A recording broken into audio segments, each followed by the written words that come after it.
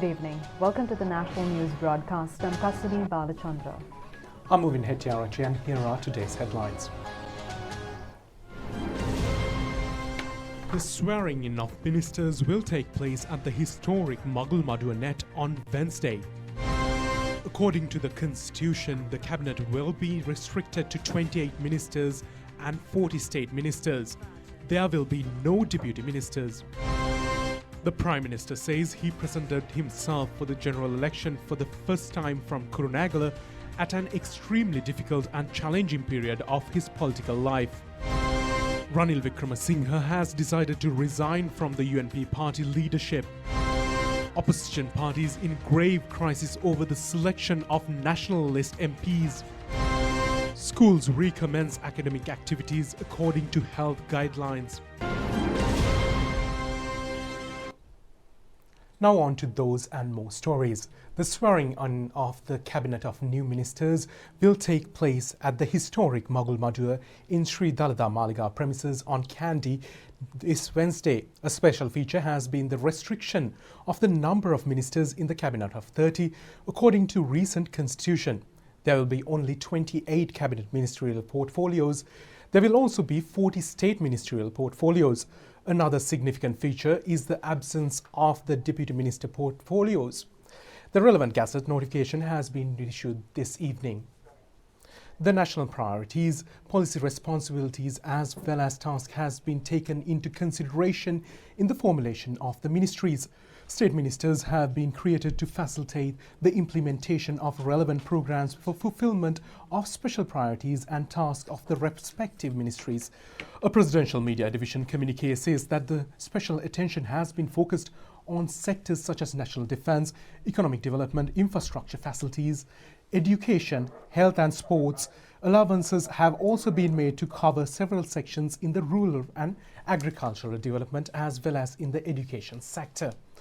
The subject matter of each ministry has been clarified based on priorities, legal framework and subtopics. Accordingly, the Cabinet of Ministries will have the Minister of Defence, Finance, Buddhasasana, Religious and Cultural Affairs, Urban Development and Housing, Justice, Foreign Affairs, Public Services, Provincial Councils and Local Government, Education, Health, Labour, Environment, Wildlife and Forest Conservation, Agriculture, Irrigation, Lands, Fisheries, Plantation, Water Supply, Power, Energy, Ports and Shipping, Highways, Transport, Youth Affairs and Sports, Tourism, Trade and Industries and Media.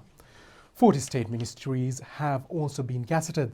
They are Internal Security, Home Affairs and Disaster Management, Finance and Capital, Market and State Entrepreneur Reforms, Samruddhi, Home Economy, Microfinance, Self-Employment Entrepreneur Development and State Resource Development. The other state ministries have include National Heritage, Performance Arts and Rural Arts Promotion, Urban Development, Postal Conservation, Disposal of Refuse and Community Cleansing. There will be also state ministries of Rural Housing and Construction and Building Material Promotion, Plantation Housing and Community Infrastructure Facilities. The other state ministers are Prison Reforms and Rehabilitation of Prison Inmates, Regional Cooperation, Provincial Councils and Local Government, Women and Child Development, Preschool and Primary Education, Schools and Infrastructure Facilities and Educational Services, Education Reforms and Distance Education Promotion and Open Universities. Further, more state ministries are to be formulated. They include Skills Development, Vocational Education, Research and Innovation, Dhamma Schools, Bhikkhu Education, Privan and Buddhist Universities, Drug Manufacturing Supply and Regularization. The state ministries are Promotion of Indigenous Medicine, Development of Rural and Ayurvedic Hospitals and Community Health, Foreign Employment Promotion and Diversification of Markets, Protection of Wildlife, Construction of Elephant Fence and Trenches, and Reforestation and Wildlife Resource Development. There will also be state ministries dealing with paddy and other grains, organic foods, vegetables, fruits, chilies, onions and potatoes, and crop enhancements. Seed production and technological agriculture as well as fertilizer production and supply, application of chemical fertilizer and pesticides, veterinary resources and enhancement of farm produce such as milk and eggs, State ministries will also be formulated pertaining to development of Mahaweli zone-related canals and dams, the human habitat common infrastructure facilities, rural paddy fields related to reservoirs, lakes and irrigation development. The other state ministries are land management, state entrepreneurs, land and property development, exquisite fish, breeding and freshwater fish and prawns development of fishery harbours, multi-day fishing activities and fish exports, plantation company reforms and renovation of tea factories and tree plantations.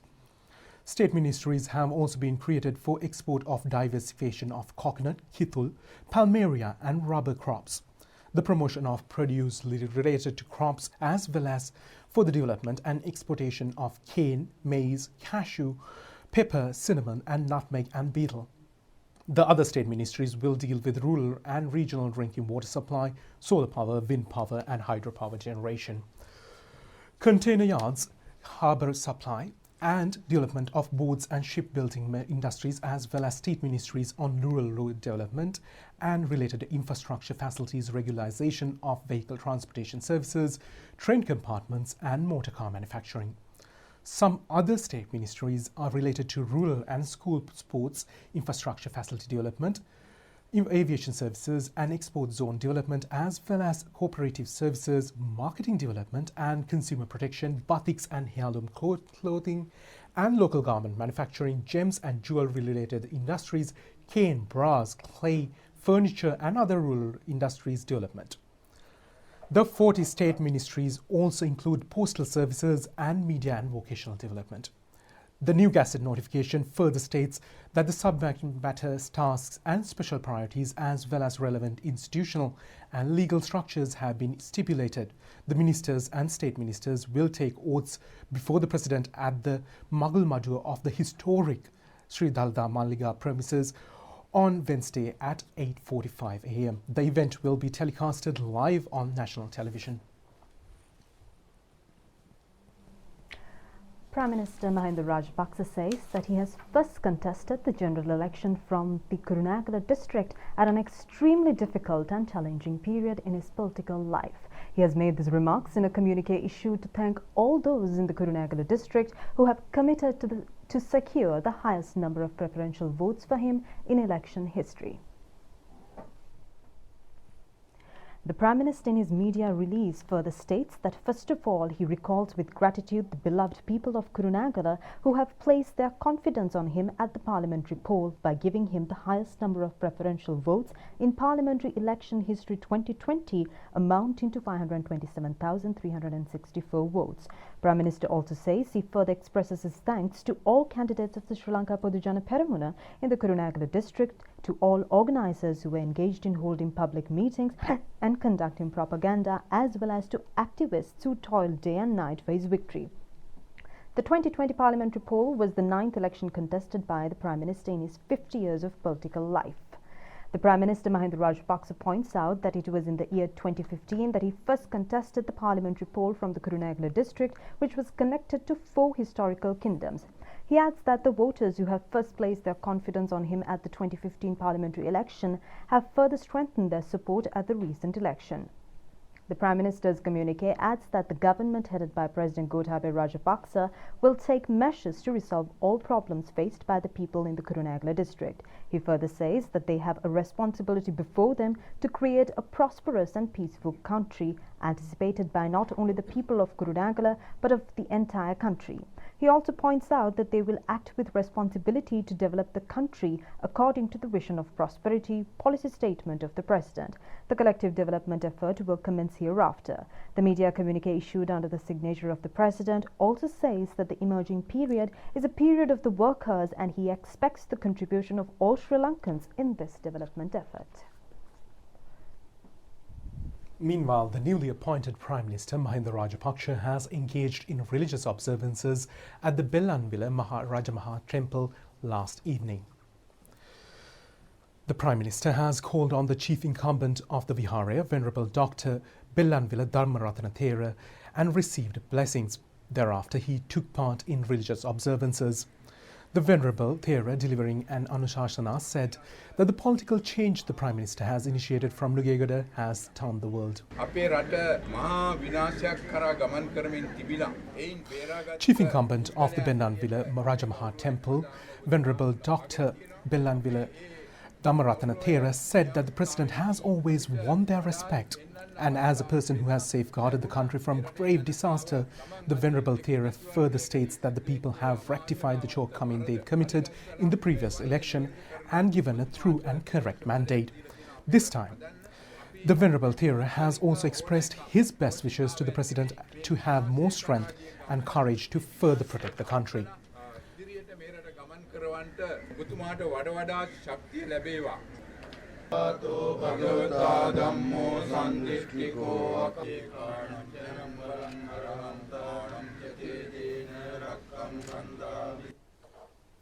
Prime Minister Mahinda Rajapaksa has also visited the International Vipassana Meditation Centre last night. He has also arrived at the Sambuddha Jayanti Vihare in Colombo and received the blessings of the Mahasangha.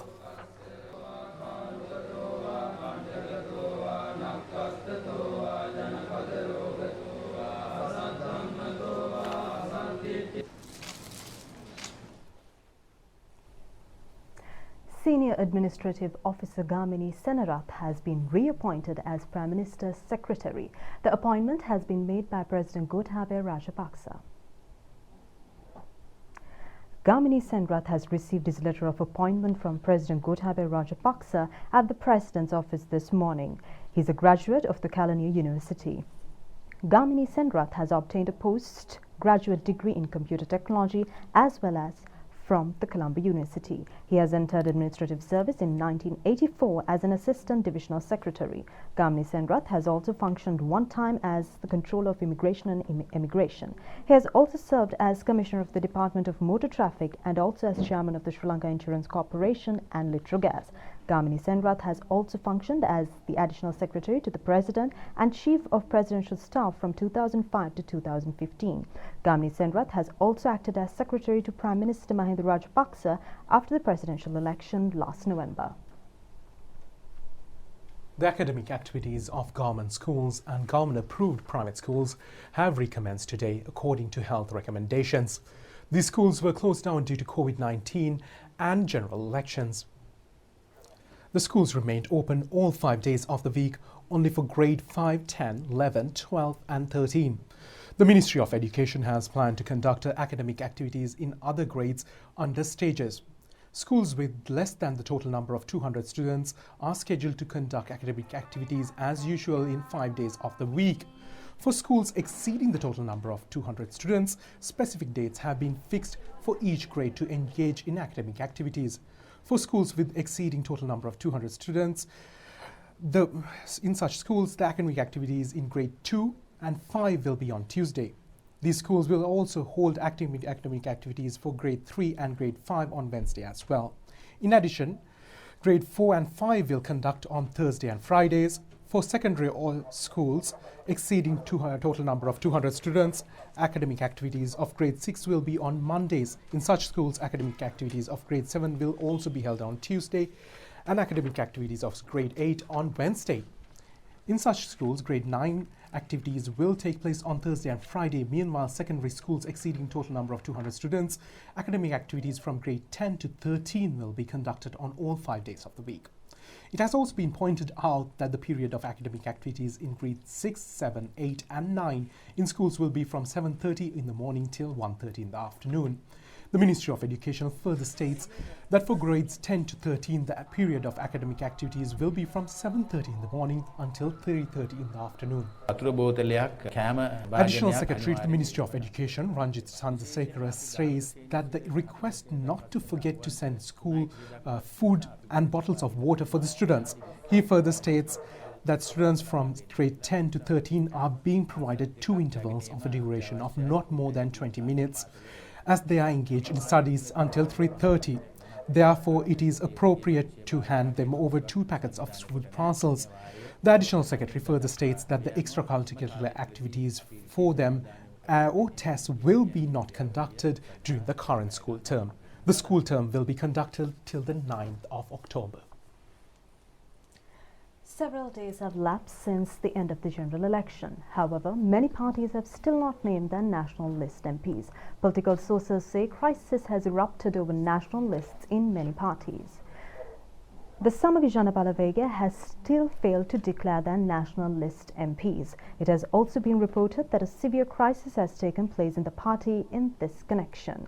The problem has been aggravated due to naming of a person to the national list who is not a party member. The chaotic situation has been further deepened due to not granting national list MP portfolios to parties headed by Rauf Hakim, Rishad Badiuddin, Palani Digambaram and Mano Ganeshan as promised. Party leaders point out that the Samagijana Balavega has obtained even this mere amount of votes due to voting of minorities. Party heads have focused attention on functioning as independents if they fail to receive the MP portfolios. Harin Fernand of the Samagijana Balavega said that they have received only 7 national list MP positions but have been expecting 9 such positions. He also said that there are numerous conditions among themselves. However, he said that when they receive power, such problems could not arise.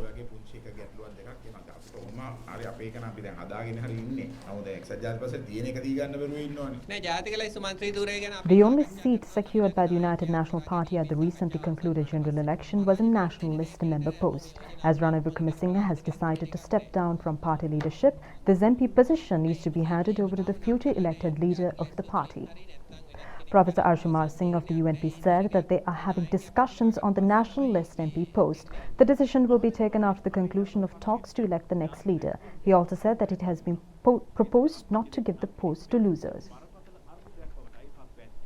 The Ape Janapala Paksha has also received 1 national list MP portfolio at the general election. It has also been reported that serious disputes have arisen in the party regarding naming a person to this position. Venerable Pahiyankal Anandasagar Thera of the Ape Janapala Paksha said that agreement has been reached to hand over the national MP portfolio to Venerable Nyanasara Thera. He added that the party secretary will have to name the appointee and send the name to the authorities. He added that, however, the party secretary remains missing. He added that they are seeking the help of the government to find party secretary. Meanwhile, Ranil Wickremesinghe has decided to step down from the leadership of the United National Party. The party General Secretary Akhila Viraj Karivasam said that the decision has been conveyed to the party today. 4 names have been proposed as the new leader of the party. The General Secretary told media after a special meeting that the party today will reach a final decision on the new leadership on a working committee after discussions with the party leadership on next Wednesday. A meeting between the former parliamentarians of the UNP and its high-ranking officials took place at Sirikota party headquarters this morning. At this meeting, special attention was focused on depth of the reorganization program of the party. It has also been decided to name a person for the national list MP position of the party after the appointment of this meeting. Akhila Viraj Karivasam has disclosed on decision taken at the meeting at a media briefing in Kurunegala this evening. Akhila Viraj Karivasam said that 4 names have been presented to the party leadership. They were Ravi Karunanayake, Akhila Viraj Karivasam, Vajira Abeyvardhana and Daya Gamage. The name of the appointee will be presented to the party working committee next Friday on approval. Police media spokesman and senior superintendent of police Jalya Senaratne says that all properties inappropriately earned in Sri Lanka by organized gangster Angoda Loka alias Lasanta Pereira, who was reported to have been who had died in India, will be confiscated. The police media spokesman at a media briefing in Colombo said today that all measures are being taken on the international level to establish his death. Indian media reports have published recently that underworld leader Angoda Loka has died in India. However, the Indian government has not officially confirmed the death. There have also been reports that his death was a hoax and that the criminal has changed his facial outlook through plastic surgery.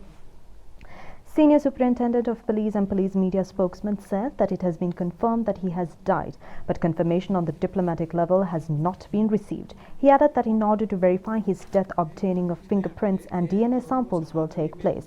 The investigations are being conducted by the Indian Department of Criminal Investigations.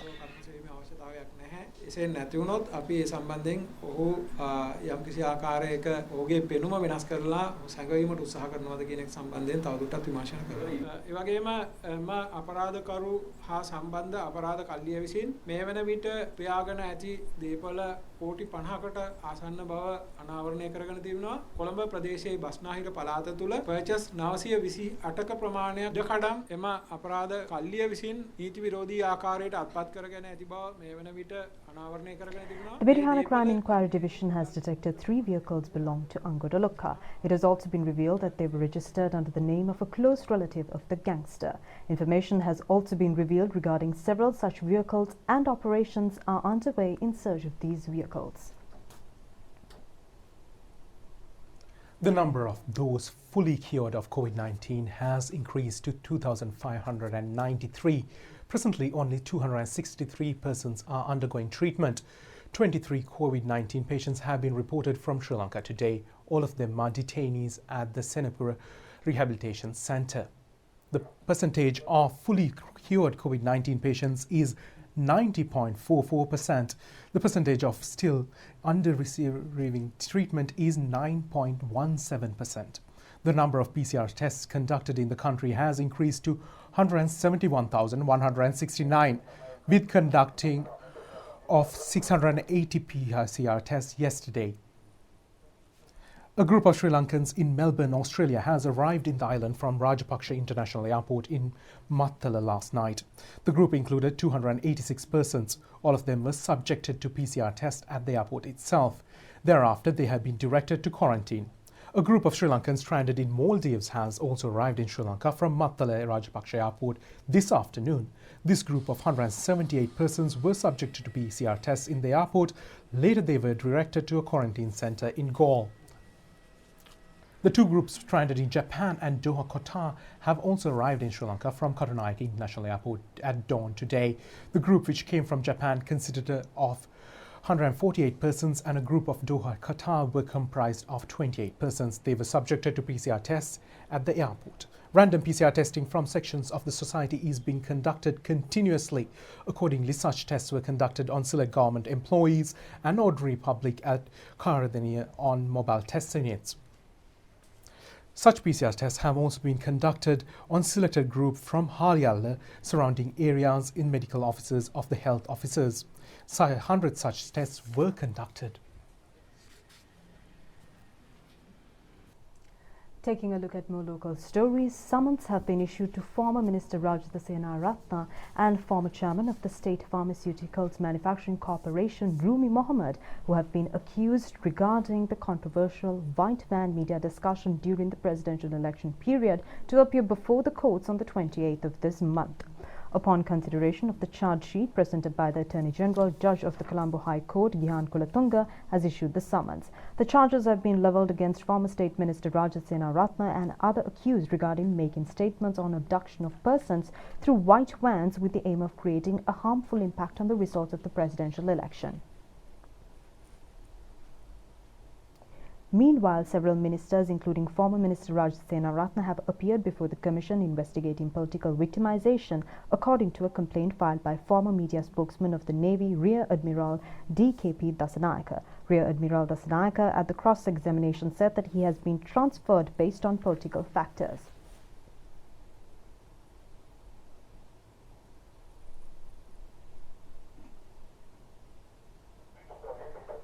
Former Deputy Minister Ajit P. Pereira said that according to evidence presented to the Commission, the former ministers have not made any impact or issued any order to transfer plaintiff Dasanayake. Further hearings have been put off till the 19th of this month.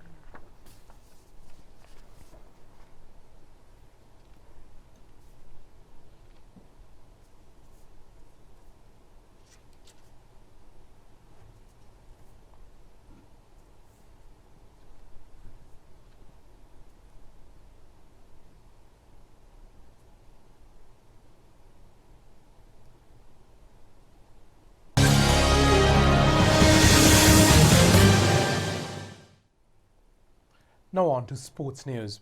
The first cricket tournament to take place in the country after the COVID-19 pandemic got underway today. That was the Inter-Club Premier League cricket tournament. The match between SSC and Tamil Union teams was played at the NCC ground in Colombo. The SCSC team batting first scored 242 runs for the loss of 8 wickets at the close of play today.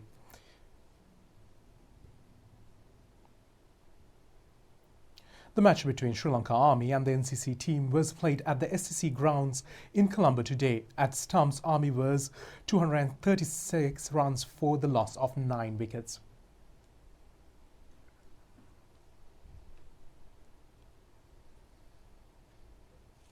The CCC and the Sarakan Sports Club have completed at the Pisara Oval Stadium today. At close of play today, it's the CCC team scored 256 runs for this loss of 2 wickets.